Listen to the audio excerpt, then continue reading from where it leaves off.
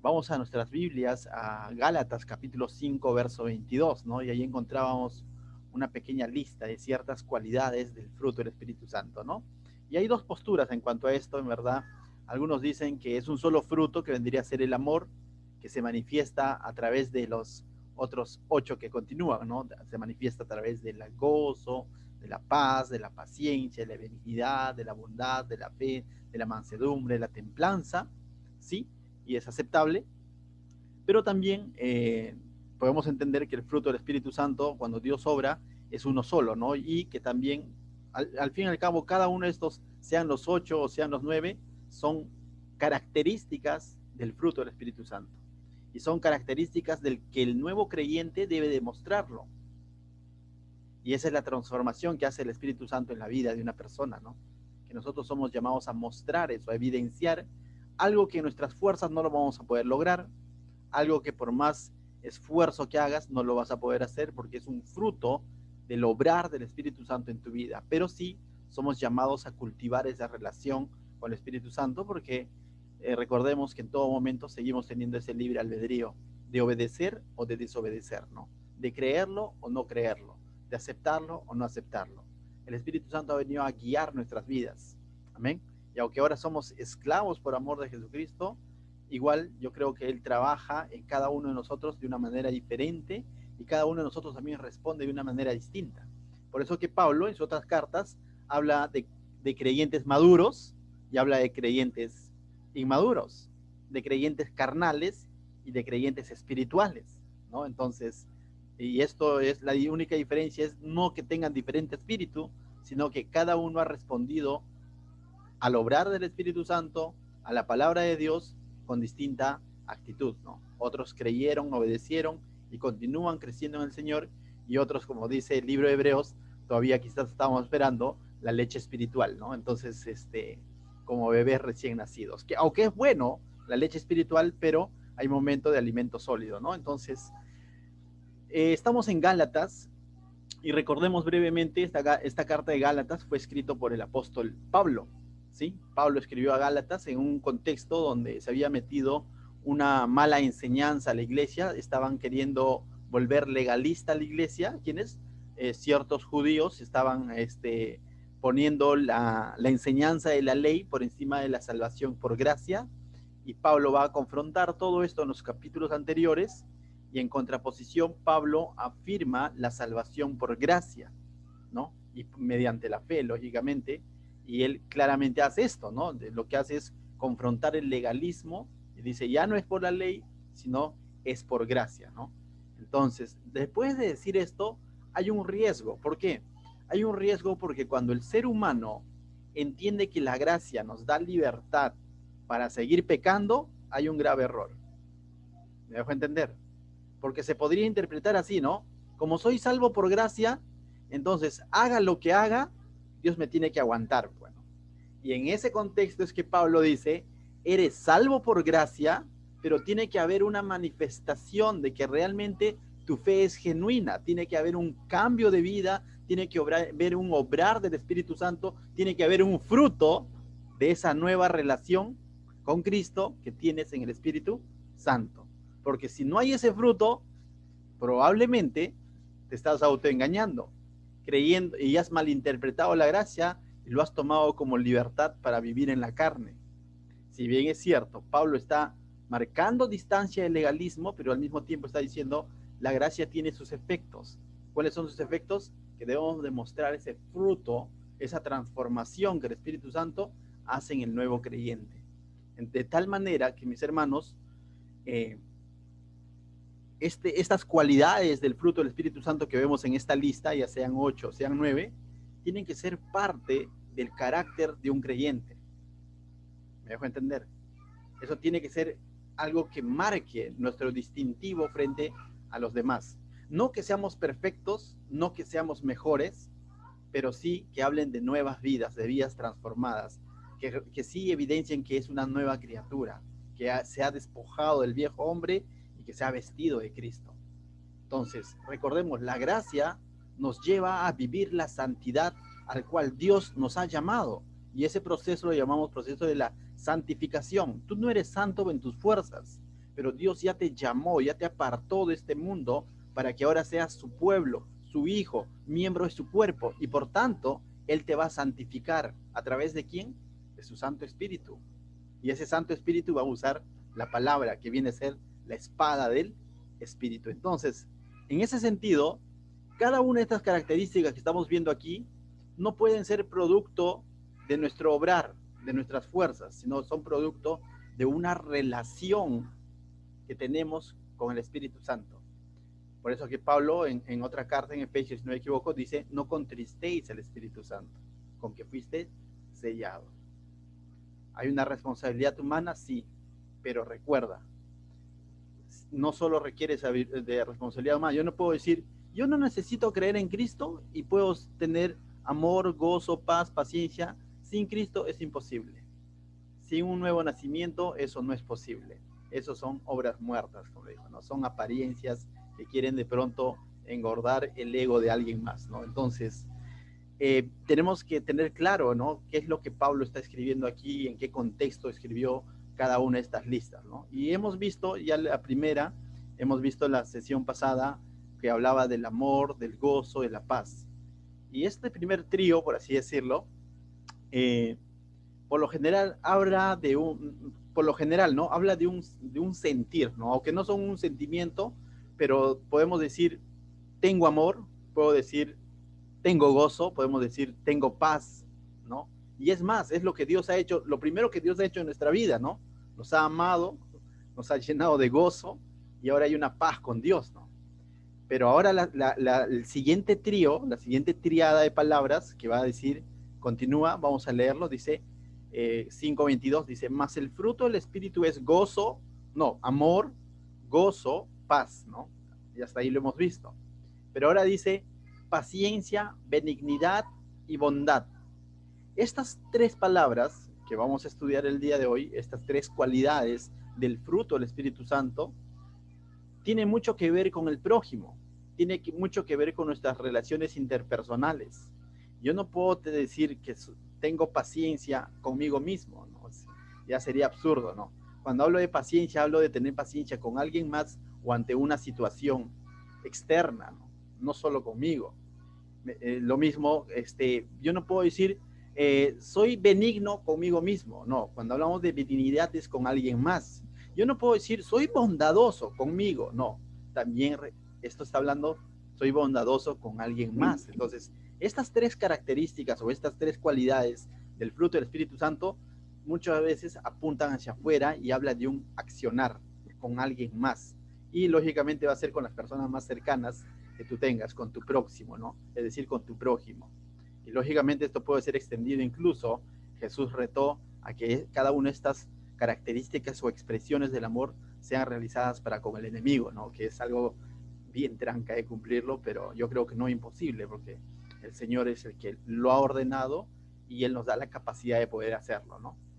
Entonces, mis hermanos, vamos a ver estas tres características. Entonces, la primera es paciencia, ¿no? ¿Sí? Paciencia, dice ahí. La palabra paciencia en griego significa macrotinia. ¿Y qué es macrotinia? Tú dices macrotinia, ¿no? O sea, en griego, ¿no? Y dice es un temperamento duradero o resistente, prolongado. La paciencia no es de un instante. La paciencia no es que hoy amanecí con paciencia, pero mañana ni me digas nada porque no te voy a tener paciencia. No, la paciencia es algo que marca el carácter del creyente, pero de una manera prolongada, el temperamento del creyente o del ser humano, pero de manera prolongada ante ciertas situaciones, incluso ante ciertas personas, ¿no? Entonces la paciencia no es algo que son chispazos, ¿no? Lo contrario a la paciencia podríamos ser, quizás es aquel hombre fosforito, ¿no? Que de un momento a otro, ¡pa!, revienta, ¿no? Y ya es, y no sabe, no puede controlar su temperamento. Mientras que la paciencia es algo que es prolongado, ¿no? No es algo de momento nada más. Entonces, significa, de alguna manera, tener ese amor, esa alegría o ese gozo, esa paz del cual ya hemos hablado, pero incluso en momentos o en circunstancias adversas, en circunstancias difíciles, en conflictos, aún en eso evidenciar todo lo que hemos hablado, el amor, el gozo, la paz. Es fácil cumplirla cuando las cosas van bien, pero a ver, cúmplelas o manifiéstalas cuando las cosas no van tan bien. Entonces ahí yo requiero paciencia, requiero entender, ¿no? Dios dice que es rico en paciencia. Romanos 2:4 lo dice, búscalo en tu Biblia. Si Dios nos va a dar el primer ejemplo de cómo Él es paciente, por ejemplo. Y recordemos algo, no confundamos, como suele decir el mundo, piensan que paciencia, o el que tiene paciencia es pacienzudo. No tiene nada que ver con el pacienzudo, ¿ya? O sea, acá no tiene nada que ver el pacienzudo, aquel que anda lento y bueno, nada le molesta, todo tranquilo, todo pacienzudo. No, no está hablando de eso. Está hablando de algo que va mucho más allá. Dice que Dios es paciente. Romanos 2:4 dice, o menospreciáis las riquezas de su benignidad, también es benigno, paciencia y longanimidad, ignorando que su benignidad te guía al ¿qué? Al arrepentimiento. Dios es paciente con el ser humano. Y Él es paciente no porque de pronto se hace el de la vista gorda. Dios es paciente con el ser humano porque todo esto nos está guiando, y también benigno, al arrepentimiento. Entonces, cuando el ser humano cree que no hay justicia divina y que de pronto le está haciendo el avión a Dios, tiene que recordar que esa paciencia que Dios le está teniendo es porque está guiándolo al arrepentimiento, está esperando que se arrepienta. Y cuando lo vemos de esta manera, podemos decir, ciertamente cuánta paciencia Dios ha tenido conmigo. Y cada uno de nosotros podemos concluir eso. Porque si Dios no hubiera sido paciente, créeme que nuestra historia sería otra. Yo me convertí en el año 2006, ¿no? Y creo que Dios ha tenido paciencia conmigo. Porque si Dios hubiese venido en 2005 y se llevaba a su iglesia, de pronto nuestra realidad ahorita sería otra. ¿Me dejo entender? Entonces Dios está esperando que la última alma se arrepienta para que se vaya con Él. Y está reteniendo su ira. Pero el que Él retenga su ira no significa que se está haciendo de la vista gorda, sino que está teniendo paciencia con el ser humano. Y eso lo vemos a través de la historia bíblica. Tuvo paciencia con mismo Egipto. Si Egipto llegó a 10 plagas, no es porque Dios qué malo fue. En ningún momento Él fue malo ni injusto, sino tuvo mucha paciencia con ese faraón, con ese pueblo. Y así, tuvo mucha paciencia con Sodoma y Gomorra. Y llegó juicio. Pero no porque Dios no haya tenido paciencia y misericordia, sino porque ese pueblo justamente no entendió que Dios estaba siendo paciente. Y así ha sido paciente con el ser humano a través de la historia. Con su pueblo, el libro de los reyes narra que cada uno de estos reyes iban en pos de otros dioses y venía palabra de Dios a través de los profetas. Jeremías, Isaías, y todos venían y exhortaban y decían, arrepiéntanse, miren, vuelvan su mirada al Señor, y simplemente oídos. Pero finalmente vino el juicio de Dios. Entonces, mis hermanos, la Biblia nos habla de un juicio final, del Apocalipsis. Y si aún no ha llegado, que nosotros decimos Cristo viene pronto y ya estamos cada vez más cerca, sí, pero si aún no ha sido así, es porque Dios está teniendo paciencia, benignidad, misericordia con el ser humano.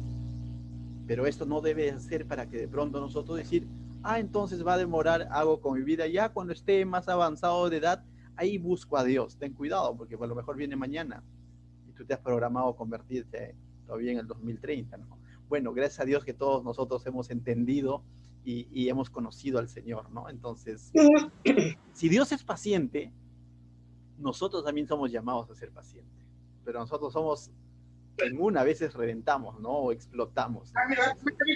Pero mira lo que nos dice también Pedro, según de Pedro capítulo 3, verso 9, también nos habla de la paciencia del Señor.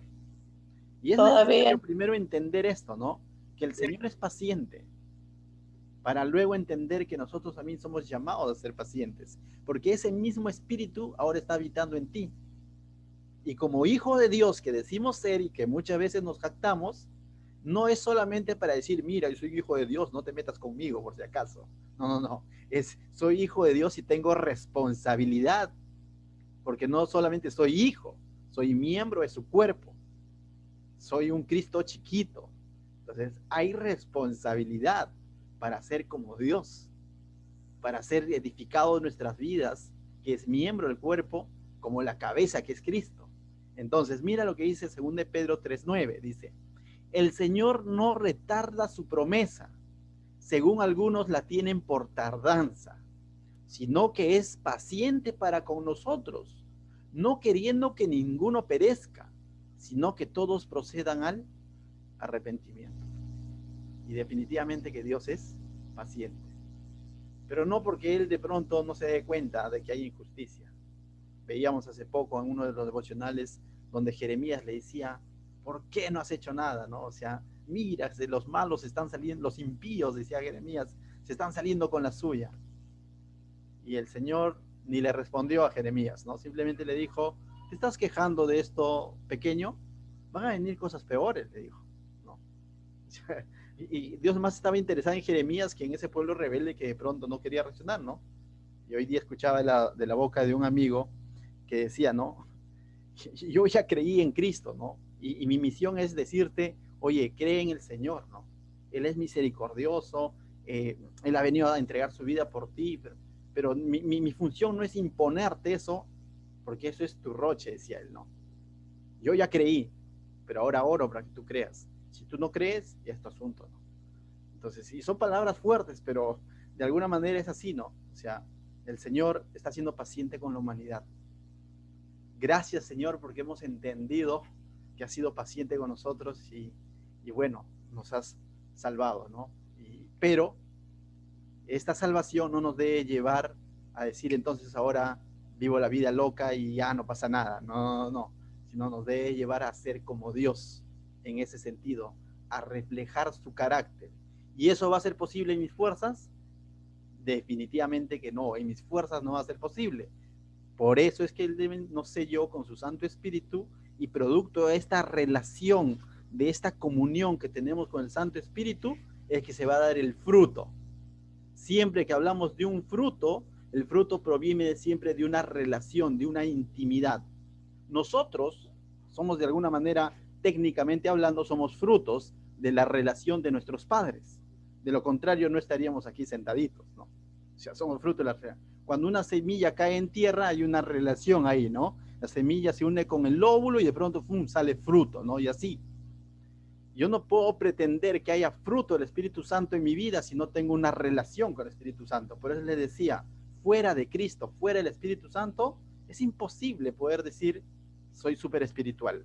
Así practiques yoga y rituales y muchas cosas, simplemente a eso, Pablo ya lo ha llamado en versículos anteriores como obras de la carne, idolatría y todo lo que el ser humano normalmente hacía en sus fuerzas o en su manera de pensar, ¿no? Eso sí es obras de la carne. Obras es lo que el hombre puede hacer. Fruto es el resultado de una relación entre Dios y el hombre. Entonces, mis hermanos, si nosotros tenemos esta nueva relación con Dios, somos llamados a evidenciarlo. ¿Cómo? Aquí se nos presenta siendo pacientes. Su pastor, pero es tranca, en realidad es tranca, ¿no? Sí, pero como volvemos a repetir, en nuestras fuerzas es difícil, pero no es imposible si es que hay una relación con el Espíritu Santo, ¿sí? Otra palabra que define paciencia también es longanimidad, que también Romanos lo coge y dice que él es benigno y su longanimidad, porque justamente tiene que ver con el temperamento prolongado, no es un chispazo nada más, ¿no? Y la palabra longanimidad significa soportar en fe por la esperanza que tenemos delante. Entonces, cuando se habla de paciencia, no es que de pronto voy a ser paciente con alguna situación que estoy viviendo o con alguna persona o con algún, no sé, conflicto o prueba que esté pasando. No es que yo voy a ser paciente en medio de esa prueba porque así a la nada, ¿no? A la ciega, no, no, no. Oye, aguanta, no, sufre peruano, sufre. No se trata de eso, sino se trata de tener una paciencia porque tengo una esperanza delante de mí. Tengo algo delante de mí, tengo una promesa delante de mí. En ese sentido es que nosotros vamos a soportar la prueba, ¿no? En ese sentido, por ejemplo, Santiago 1 habla, ¿no? Santiago 1, puedes buscarlo, verso 2 en adelante dice, hermanos míos, tened por sumo gozo cuando os halléis en diversas pruebas, ¿no? Y hasta ahí, bueno, la palabra gozo decíamos que significa confianza, ¿no? Tened mucha confianza cuando estás en diversas pruebas. Entonces, pero confianza en quién? En quien está delante de ti, pues. En quien en algún momento dijo, en el mundo tendréis pruebas, del cual está hablando Santiago, aflicciones, del cual está hablando Santiago, pero confiad. Entonces, ¿en quién? En Él, porque Él ha vencido. Entonces, yo voy a formar paciencia, o voy a atravesar esta prueba porque tengo una promesa delante de mí, que Él no me va a abandonar, que Él está de mi lado. Cuando Dios le dijo a Isaías, no temas, no era un no temas a la nada, ¿no? Oye, no tengas, no temas, macho, no le dijo eso, ¿no? Como a veces nosotros solemos decir, ¿no? O sea, ya, no, valiente, valiente, valiente. No, le dijo, no temas porque yo estoy contigo. Siempre había una promesa o una realidad espiritual que debemos de abrazar por fe. Entonces, cuando Dios nos llama a ser pacientes en medio de una situación, es porque Él está diciendo, yo estoy ahí, ten confianza. Yo he sido paciente contigo. Yo soy paciente con la humanidad. Y ahora te pido que seas paciente en esta situación difícil o incluso con esta persona. Cuando de pronto queremos perder la paciencia con alguien más, recordemos, Dios fue paciente contigo. Hay un ejemplo al cual debemos también abrazar en fe y decir, si Dios fue paciente, yo también soy llamado a ser paciente. Continúa Santiago cuando dice el verso 3, mira, sabiendo que la prueba de vuestra fe, de vuestra confianza, produce, ¿qué dice? Paciencia. Eso va a producir paciencia. Porque ser pacientes cuando todo va Charlie, como decimos, todo va bien, fácil pues. Pero cuando las cosas son difíciles y la situación está quemando, ahí tu fe está siendo probada, tu confianza en Dios está siendo probada, pero cuando eso está siendo probado, eso va a producir ¿qué? Paciencia.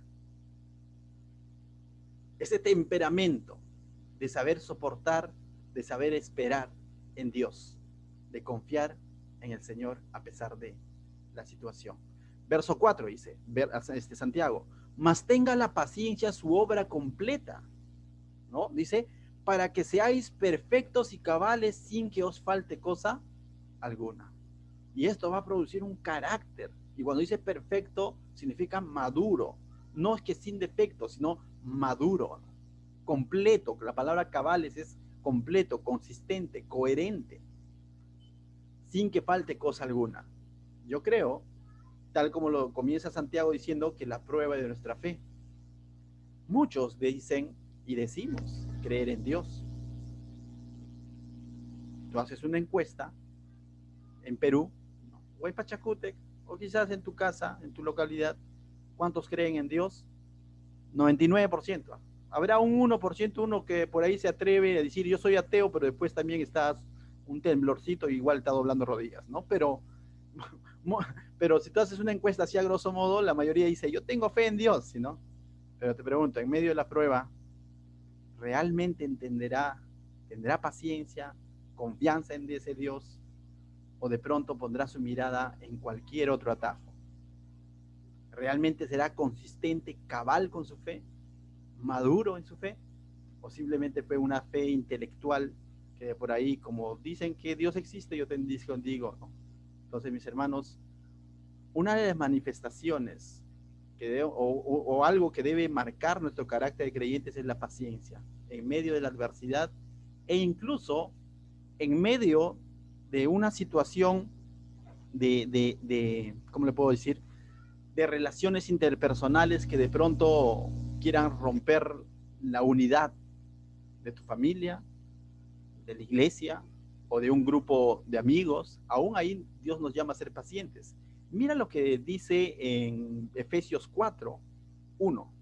Pablo hablando a la iglesia, ¿no? En un contexto de iglesia. Pablo les va a decir algo interesante y a mí me impacta bastante cuando leo estas palabras o cada vez que Pablo decía, os ruego. Pablo no les está mandando, sino les está rogando, ¿no? Y dice así, yo pues preso en el Señor, primero que estaba preso, mira, os ruego que andéis como es digno de la vocación con que fuisteis llamados. Es decir, yo que estoy preso en el Señor, dice Pablo, les ruego que anden como verdaderos cristianos, le está diciendo en lenguaje sencillo. ¿Y por qué les diría esto? Mira, con toda humildad. ¿Por qué le dice con toda humildad? Porque había soberbia. Y mansedumbre, porque había fosforitos. Soportándonos con paciencia los unos a los otros en amor. ¿Se requiere paciencia para soportarnos? Definitivamente que sí. ¿Alguien más está teniendo paciencia contigo? Yo creo que sí. La pregunta sería en todo caso, ¿estás teniendo paciencia con alguien más? ¿O simplemente has pateado el tablero y has dicho, ya señor, no lo puedo soportar? Pues bueno, tú quizás, ¿no? Pero yo no. Pero recuerda, es un fruto del Espíritu, o es una cualidad del Espíritu Santo. Es una cualidad del fruto del Espíritu Santo. Es un no negociable. No es una opción en la que yo diga, quiero esta parte del fruto, sino, si eres creyente, estás llamado, y si estás en una relación genuina con el Espíritu Santo, eres llamado a evidenciar la paciencia que Dios tuvo contigo, ahora también con tu prójimo, en amor. Es difícil, pero es mucho más difícil si lo hacemos en nuestras fuerzas, porque si lo hacemos en nuestras fuerzas, ciertamente vamos a patear el tablero, ciertamente vamos a reventar. Y esto no se adquiere diciendo, Señor, paciencia, paciencia, paciencia, paciencia, ¿no? Porque a veces decimos eso, ¿no? Paciencia, paciencia. A veces parece que porque lo repetimos varias veces, de pronto, ¡ping!, va a llegar paciencia y todas las personas que de pronto nos quieren romper la paciencia se van a alejar. No. Esto se adquiere teniendo comunión ¿con qué? Con el Espíritu Santo. Buscando alimentarnos día a día de su palabra, buscando tener una comunión plena con Él, conociendo y reconociendo y recordando cada día la paciencia que Él tiene con nosotros, aún antes de nuestra conversión y aún después de convertidos. Hoy el Señor ha tenido paciencia conmigo y creo que también ha tenido paciencia contigo. Haz un poquito de memoria y te vas a dar cuenta que has dicho, sí Señor, no mandaste rayo, ¿no? O algo así, ¿no? Porque ciertamente ha tenido paciencia. Y como tal somos llamados también, mis hermanos, a tener paciencia aún con el prójimo. Y si de pronto pareciera que, pastor, ya lo he intentado, pero no puedo, ¿no? O sea, no puedo porque... Y eso que he repetido no sé cuántas veces al espejo diciendo paciencia, paciencia, paciencia y no rompí, ¿no? O sea, no pude. Mismo Santiago, en ese mismo contexto, en el versículo 5 nos dice algo interesante. Dice, si alguno de vosotros tiene falta de sabiduría, en ese mismo contexto del cual hablaba de que debemos tener gozo, que nuestra fe está siendo probada y que esto va a producir paciencia y que esto va a producir un cristiano genuino, maduro, consistente. En ese mismo contexto, mira lo que dice Santiago, ¿no? Si alguno de vosotros tiene falta de sabiduría, es decir, reconoce que no lo entiendo, ¿no? Porque por lo general cuando se nos dice esto, como que uno no lo entiende, dice, ¿cómo voy a tener el gozo en medio de la prueba? ¿Cómo me piden confiar si la estoy pasando mal? Santiago dice, si alguno de vosotros tiene falta de sabiduría, pídala a Dios, el cual da a todos abundantemente y sin reproche, y le será dada, ¿no? Santiago no dice, repita 50 veces, tengo que tener paciencia, no dice eso, sino pídasela a Dios.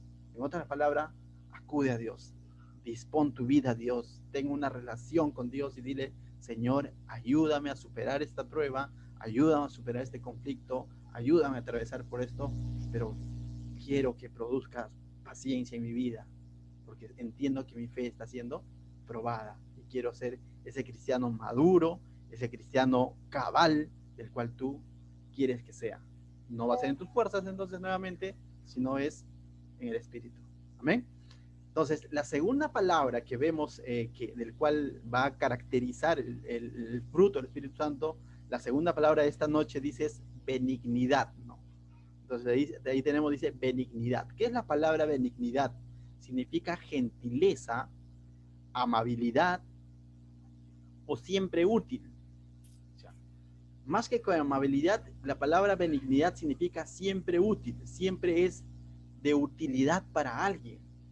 Esa es benignidad. Está dispuesto a ayudar a alguien, está dispuesto a edificar, está dispuesto a levantar. Ese es ser benigno. Dios es benigno con nosotros. En la misma lista de que dice que voy a leerlo, porque lo tuve en Romanos, si no me equivoco, que los leímos al principio, decía, ¿no? O menospreciáis las riquezas de su benignidad. Y más abajo dice, su benignidad te guía al arrepentimiento. ¿Benignidad ante quién, mis hermanos? ¿Benignidad ante alguien que le está suplicando perdón? No. Es una benignidad ante alguien que está constantemente rechazando a Dios, ¿sí o no? Porque la benignidad es para el ser humano. En ese sentido, Él sigue siendo benigno. Aun cuando de pronto hay un rechazo, aun cuando de pronto no son las circunstancias ideales, Él sigue siendo benigno. Nosotros estamos acostumbrados a, cuando hablamos de amabilidad, a ser amables con quien es amable con nosotros, ¿no? Y de pronto, con quien es amable con nosotros, todo el día estamos nosotros con una sonrisa en el rostro, también siendo amables con ellos. Pero cuando se pone a prueba la benignidad de Dios, justamente cuando ese ser humano le está dando la espalda y no quiere ir al arrepentimiento, y Dios sigue siendo benigno con eso, porque está esperando su arrepentimiento. Ahora, de la misma manera nosotros somos llamados a ser benignos. ¿En qué sentido? En sentido en que no necesariamente vamos a hacer, nuestro mensaje o nuestra acción va a ser bien recibida, y aún en eso tú tienes que ser benigno con tu prójimo. Es decir, tienes que ser de utilidad, tiene que ser de edificación para tu prójimo. Aún de esa persona que de pronto pareciera que no se lo merece, tú tampoco te merecías la benignidad del Señor, ¿o sí? Yo creo que ninguno de nosotros se merecía la benignidad del Señor. De lo contrario, no sería salvación por gracia y misericordia, sería salvación por derecho o por merecimiento. Si nosotros no merecíamos la benignidad del Señor, pero el Señor siguió siendo benigno para llamarnos a arrepentimiento, para guiarnos a arrepentimiento, ¿acaso también nosotros no debemos ser benignos con aquellos que no necesariamente corresponden a esa benignidad? Debemos de seguir siendo de utilidad y de edificación para esas personas que aún en su inmadurez quizás no quieren responder al favor. Ese es el útil, ¿no? O sea, contaba un pastor, decía lo siguiente, ¿no? Cuando aún él no era pastor, pero ya estaba enlistado en el liderazgo, sirviendo en la iglesia, y ese día a él le tocaba de pronto, ¿cómo lo llaman ellos? Como liderar la limpieza, la organización de la iglesia, staff lo llaman ellos, ¿no? Medio americanizados ahí están. Entonces ellos, él era el responsable del staff ese día de que las sillas estén en su lugar, los micrófonos estén todos con sus pilas, los equipos, todo esté ok, ¿no? O sea, una iglesia grande, pues, ¿no? Entonces, y de pronto dice, él llegó y justo le tocó servir con una hermanita problemática, ¿no? Con esas hermanitas que de pronto no les gusta recibir indicaciones, ¿no? Entonces él le dice, uy, dijo, ¿no? Cuando la vio nada más ya dijo, uy, ya fui, ¿no? Entonces, él le dijo, ¿no? Hermana, usted encárguese de acomodar las sillas, esto. No, a usted no le va a hacer caso. Fue una respuesta de la hermana, ¿no? El único que hago caso acá es el pastor Fermín. Bueno, ya les delaté que qué iglesia estaba hablando, pero bueno, pero dijo, al único que le voy a hacer caso es al pastor, ¿no? Entonces, y él como que se dio ahí un poco como que, pero hermana, usted tiene que, yo estoy como responsable, no tiene que hacer esto, no, no lo voy a hacer, y no lo hizo. ¿No? Y él va y lleva su queja al pastor, ¿no? Y su queja o su incomodidad, y le dice, pastor, mira que ha pasado esto con esa hermana, le dije que de pronto ordene la silla o haga esto, su labor, y me ha respondido así, ¿no? Y él estaba esperando que el pastor le diga que todo eso te ha dicho, ahora me va a ver, tenemos que disciplinarla. Él esperaba eso, ¿no? Entonces dijo, ¿y qué era lo que recibió de su pastor? Le dijo, ya, vamos a orar por la hermana, pero después de eso todo, ¿le has llamado para ver cómo está? A lo mejor está pasando por problemas en casa, a lo mejor algo no va bien en su vida, tal vez necesita ayuda. ¿Le has llamado como responsable del staff? Y él se quedó como que, ¿no? O sea, como que, y aprendió que nosotros debemos ser benignos, no solo cuando de pronto nuestra gentileza es correspondida, aun cuando no la es. ¿Es difícil? Es difícil, definitivamente. Pero el Señor Jesús, algo de eso, o mucho más profundo, quiso decir que cuando te golpean una mejilla, da la otra. No es que literalmente la des, sino que un mal lo respondas con un bien, con benignidad.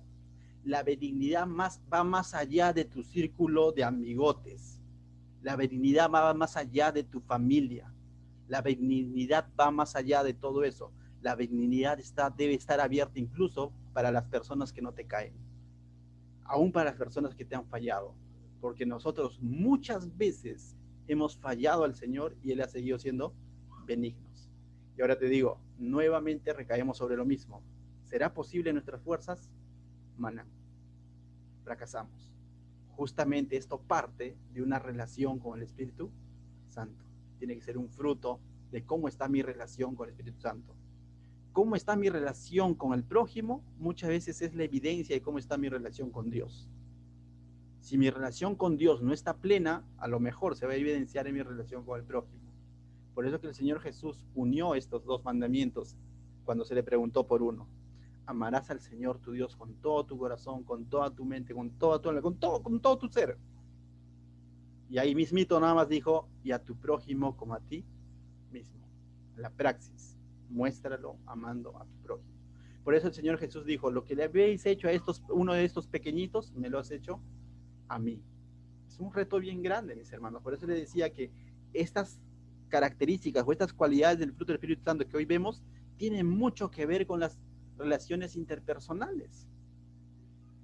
Hablamos hace un momento de Efesios capítulo 4. Pablo en ese mismo capítulo, mira lo que dice en el verso 30, busca Efesios 4, verso 30. En ese mismo capítulo, Pablo mira lo que va a exhortar. Es algo muy interesante. Dice así. Ahí está el pasaje bien conocido, ¿no? De no contristar el Espíritu Santo, justamente en ese contexto donde Pablo decía, os ruego, vivan como cristianos, y todo lo que ya nos ha dicho, ¿no? Soportándonos en paciencia unos a otros, en amor, todo eso. Ahora en el verso 30, mira lo que dice. Y no contristéis al Espíritu Santo de Dios, por el cual fuisteis sellados para el día de la redención. Y les está recordando que la fuente de todo esto va a ser el Espíritu Santo, y que sin el Espíritu Santo no vamos a poder, lo único que vamos a hacer es contristarlo, ¿no? Y el verso 31 dice, quítese de vosotros toda amargura, enojo, ira, gritería, maledicencia. Todo esto está en contra de la benignidad, ¿o no? Todo esto está en contra de la amabilidad. Todo esto está en contraposición a la paciencia al prójimo. Y Pablo dice, quítese toda amargura, todo enojo, toda ira, gritería y maledicencia, es decir, desear mal a alguien. Y toda malicia, dice. Antes sed, mira esa palabra interesante que dice, antes sed benignos unos con otros. No dice antes sed benignos consigo mismo, porque eso es fácil, ¿no? Amor propio, ¿no? A eso lo llamamos, ¿cómo llaman? Esto de autoestima. Tiene un alto autoestima, ¿no? Se ama tanto. Eso es fácil, ¿no? Ya que no te ames a ti mismo ya es bien tranca, ¿no? Pero amar al prójimo muchas veces es difícil. Entonces dice, quita todo eso, dice, y antes ser benignos unos con otros. La benignidad siempre va para afuera, para con alguien más. Y si no me da las fuerzas para ser benigno, entonces entiende que tienes que ser misericordioso, dice. Pero es que misericordioso, sí, yo tengo misericordia a la gente pobre, pero dice que también aprendas a perdonar, dice ahí. Y perdonar va más allá, a alguien que te ha hecho un agravio. Perdonándoos unos a otros, como Dios también os perdonó a vosotros en Cristo. Y ahí ya cerró Pablo con eso, ¿no? Así como Dios ha hecho contigo. Entonces, mis hermanos, definitivamente debemos entender que es por el poder del Espíritu Santo, por esa comunión que tenemos con el Espíritu Santo, con el Espíritu de Dios, que todo esto va a ser posible. Yo no puedo quitar amargura de mi vida, enojo, ira, gritería, maledicencia, porque eso es parte de mi carne. Entonces no lo voy a poder quitar en mis fuerzas. Por más terapias que lleve, yoga, que practique, algo de eso siempre va a estar en mi vida. Envidia, maledicencia, gritería, ¿no? Pero si recuerdo que el Espíritu Santo ahora mora en mí y que cada una de estas cosas lo contrista, entonces voy a comenzar a entender que necesito tener una relación de agrado con el Espíritu Santo, y esto va a volverme benigno misericordioso, me va a ayudar a perdonar a mi prójimo, así como Cristo me perdonó a mí. Entonces, definitivamente, mis hermanos, todo esto radica en el poder del Espíritu Santo. Y la tercera palabra que está en Gálatas, ahí en las 3 que vamos a ver hoy, dice bondad, ¿no? Sí, la palabra bondad. Y la palabra bondad es un poco amplia, ¿no? Porque bondad es fuente de lo bueno, ¿no? O sea, fuente de todo lo bueno. ¿Y Dios es bueno con nosotros o no? Pues definitivamente, claro, hay un sol que sale todos los días, aire, agua, tengo una familia, tengo trabajo, tengo salud. Por lo general siempre destacamos eso, ¿no? Y es cierto, Dios es bueno con nosotros, es bondadoso con nosotros, de eso ya no cabe duda. Pastor, ya ni busque texto bíblico, pero me consta que Dios es bueno, porque la Biblia dice que de tal manera amó Dios al mundo que entregó a su Hijo por mí, qué mayor muestra de amor quiero. Cierto, la bondad es como el amor en acción, ¿no? O sea, es algo así práctico, todo lo bueno que viene de parte de Dios. Pero la bondad de nosotros es todo lo bueno que nosotros podemos hacer por alguien más. Todo lo bueno no conforme el mundo lo ve, sino todo lo bueno y correcto. O sea, ¿me dejo entender? Porque el mundo califica bueno a su manera de pensar, y la Biblia y Pablo lo dice claro, que a lo malo lo llaman bueno y a lo bueno lo llaman malo, ¿no? No es una bondad conforme como el mundo lo ve, sino todo lo bueno, lo correcto o todo lo que realmente edifica tiene que salir de nosotros. Hoy veíamos en clase en la mañana que lo que entra no contamina, sino que lo que sale de lo profundo de nuestro corazón. Sí, eso es por el lado negativo, pero por el lado positivo, si ese corazón está siendo transformado por el Espíritu Santo, entonces tiene que salir bondad de tu corazón, porque de la abundancia del corazón habla la boca. Entonces tiene que salir bondad de parte de nosotros, aun cuando el mundo lo califique como algo malo. Hay un pasaje que no sé si, bueno, no lo tengo a la mano, pero cuando Jesús evidencia que de pronto la casa de su padre, la casa de oración, el templo, lo habían convertido en un mercado, ¿no es cierto? Él identifica que ahí definitivamente estaban haciendo mal. Yo te digo, ¿fue bondadoso al sacar su látigo y limpiar todo eso? ¿Sí o no? Claro que sí. Aunque para el fariseo en ese momento esto parecía duro, para el pueblo también, ¿cómo va a ser eso? Pero Jesús estaba haciendo bueno porque estaba haciendo lo correcto. Estaba limpiando la casa de su padre. Cuando Dios limpia nuestra vida, aun cuando nos duele muchas veces dejar costumbres, relaciones, ciertos vicios, ciertas formas de pensar, y Dios la limpia, la saca, la arrancha de nuestra vida, a nuestro parecer podríamos decir qué malo que es, pero ¿sabes qué? No está siendo malo, está siendo bueno, está mostrando su bondad, está limpiando tu casa. Dice el libro de Hebreos 12:6, dice, porque el Señor al que ama, disciplina y azota a todo aquel que recibe por hijo. Cuando Dios hace eso, ¿está siendo bondadoso en tu vida, sí o no? Está siendo bondadoso, porque no está dejando que te descarríes. Cuando un padre hace eso con su hijo, no es porque sea malo, aunque el hijo en ese instante piense y diga, qué malo que es mi papá, ¿no? Muchas veces hemos sido hijos y hemos recibido de las buenas, ¿no? Y en ese instante decíamos, qué malo, ¿no? Pero ahora que ya vemos todo eso hacia atrás, decimos, qué bueno porque me disciplinó, qué bueno porque me amó, no fue condescendiente, qué bueno porque no dejó que haga las cosas a mis anchas. Y lo mismo ocurre con Dios. Dice que al que toma por hijo, porque lo ama, lo disciplina. Dice, si soportáis la disciplina, verso 7, Hebreos 12, dice, Dios trata como a hijos, porque ¿qué hijo es aquel a quien el Padre no disciplina? Dice. Entonces, cuando hablamos de bondad, es incluso todo aquello que no nos gusta de pronto de parte de Dios, pero recuerda, si proviene de Dios, es bondad. Y en ese sentido, mis hermanos, nosotros somos llamados a ser bondadosos, a hacer lo correcto, a hacer lo que edifica. Y quizás no necesariamente guste a tu hijo, a tu pareja, al hermano, a que Dios ponga delante de ti para que tú manifiestes algo de parte de Dios, pero recuerda, en bondad hazlo, así duela, pero hazlo con amor. Y nuevamente recaemos sobre algo que hemos conversado. Cada vez que vas a llevar una verdad de parte de Dios, hazlo con amor, porque Dios es amor, pero Jesús también es la verdad. Esos son dos no negociables. Por decir que amas, no calles la verdad. Y por decir que estás diciendo la verdad, no lo hagas a rajatabla, sino hazlo con amor. Y eso va a bendecir, eso va a edificar vidas.